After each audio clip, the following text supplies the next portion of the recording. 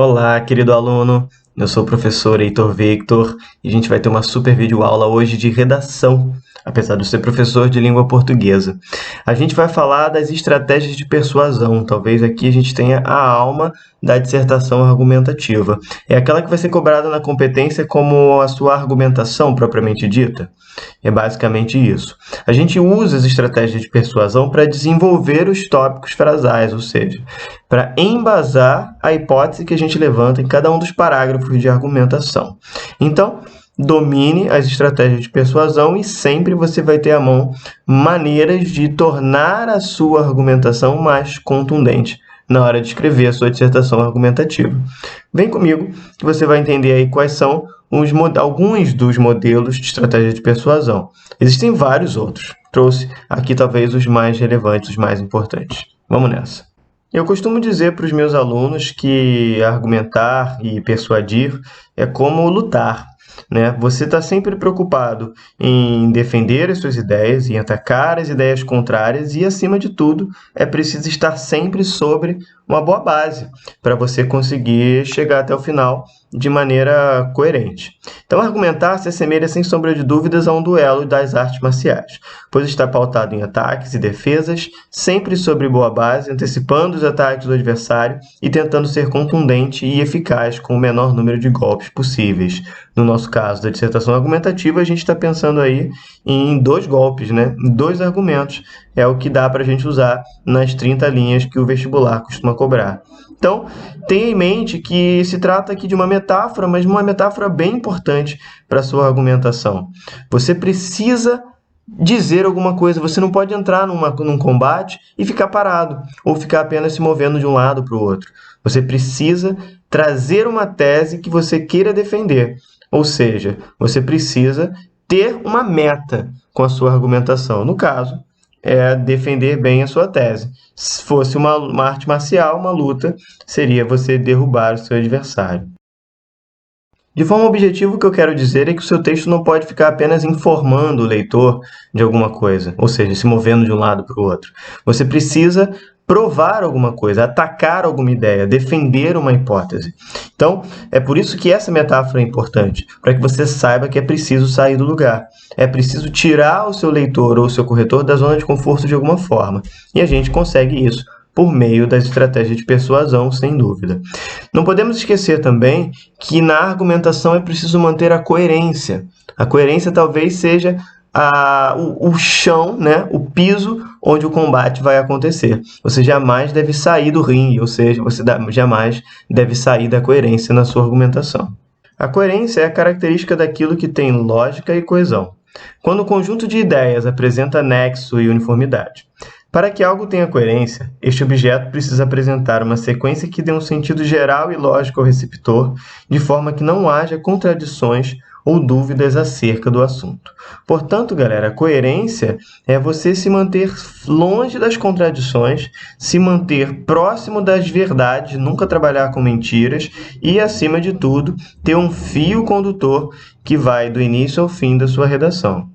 Vale lembrar que quando você foge da coerência, você está incorrendo na incoerência. E existem 2 tipos de incoerência. O primeiro é a incoerência interna. É quando o seu próprio texto se contradiz. Quando você afirma coisas contrárias, ideias opostas, sem que isso faça algum sentido para a sua argumentação final.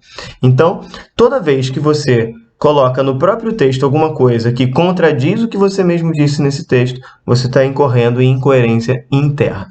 A incoerência externa é quando o conhecimento de mundo que você está utilizando está errado, ou está equivocado ou mentiroso.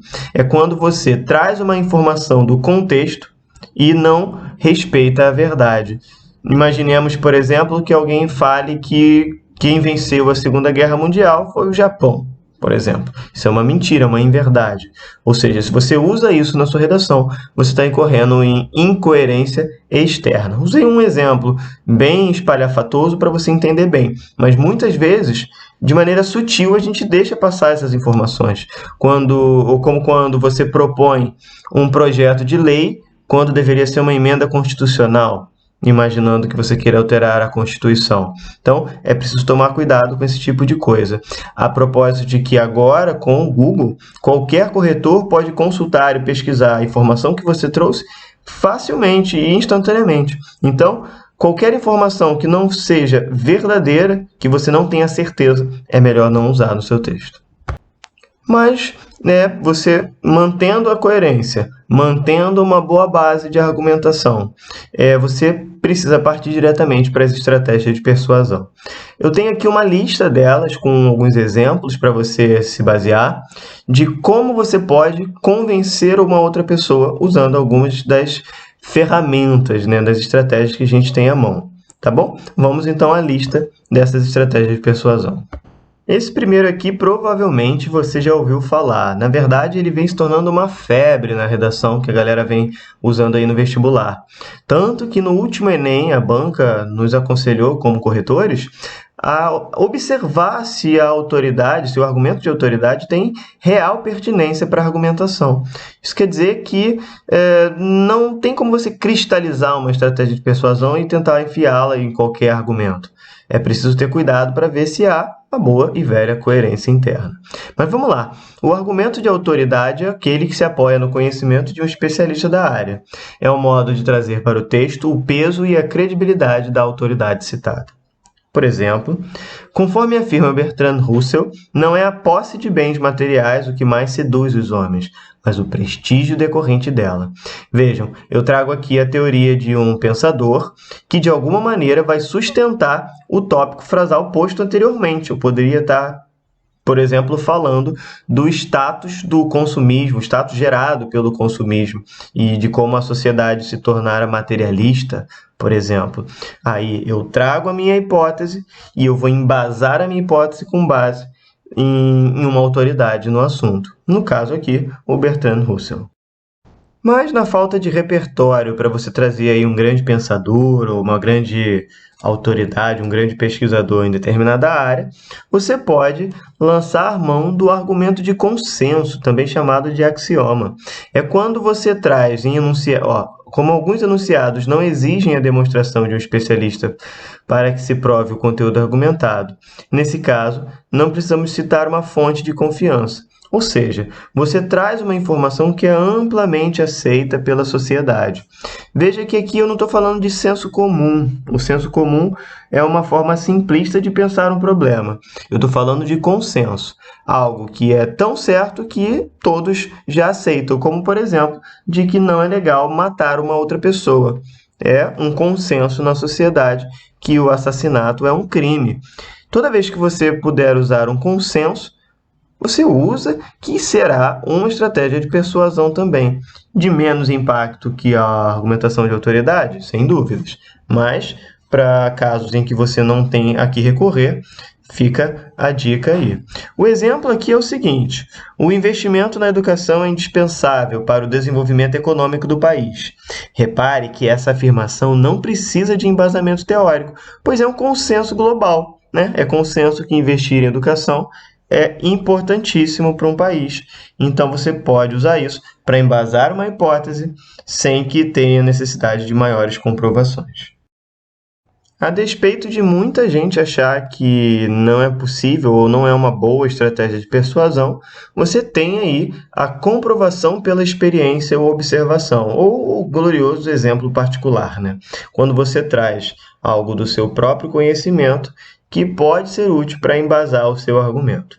Esse tipo de argumentação é fundamentada na documentação com dados que comprovam ou confirmam sua veracidade. Ou seja, você tem uma experiência comprovável, né? Uma experiência que se pôde registrar e você vai lançar mão dela. O exemplo que a gente tem aí é o seguinte: o acaso pode dar origem a grandes descobertas científicas. Alexander Fleming, que cultivava bactérias, por acaso percebeu que os fungos surgidos no frasco matavam as bactérias que ali estavam. Da pesquisa com esses fungos, ele chegou à penicilina, nosso glorioso antibiótico, né? Fez com que a nossa saúde melhorasse exponencialmente. Observe que, nesse caso, o argumento que validou a afirmação, o ocaso pode dar origem a grandes descobertas. Vejam, entre aspas aqui, eu tenho a hipótese levantada, o tópico frasal. Depois é que eu trago o embasamento, ou seja, a estratégia de persuasão da comprovação pela experiência. Foi a documentação da experiência de Fleming, portanto, que valida esse argumento que está posto aí entre aspas.